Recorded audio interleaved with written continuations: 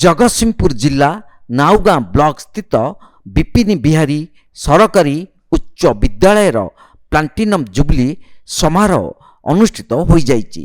पूर्वतन विधायक ज्योतिष दास अध्यक्षतार यह समारोह आयोजित मुख्य अतिथि भावे उच्च शिक्षा खाउटी कल्याण और जोगाण मंत्री अतुल सब्यसाची नायक, मुख्य वक्ता भावे सरकारी मुख्य सचेतक तथा जगतसिंहपुर विधायक प्रशांत कुमार मुदुली, विशिष्ट अतिथि डॉक्टर राजश्री मल्लिक, महंत चिंतामणि दास पर्वत प्रमुख जोगदे विद्यालयर उत्तरोत्तर उन्नति कामना करथिले। एही समारोह रे पुरातन शिक्षक और शिक्षयित्री मानकु संबर्धना प्रदान करा जायतिला।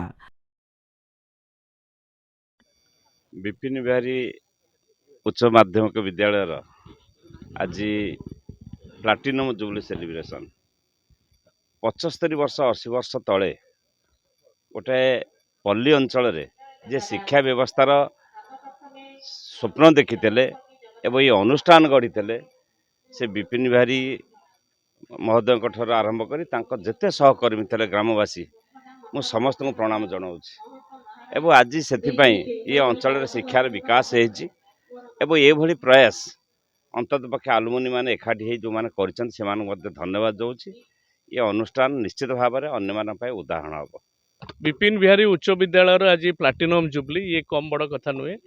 सबू 3-4 पीढ़ीर भल भल व्यक्तित्व जे अनुष्ठान सहित संपर्कित एकाठी होती विचार विमर्श कर अनुष्ठान केमती प्रभाव शैक्षिक वातावरण सृष्टि करने सहायक हम। ये निश्चित गोटे भल उद्यम प्रशंसनीय। जगतसिंहपुर रीता साहू को रिपोर्ट तीर्थक्षेत्र लाइव।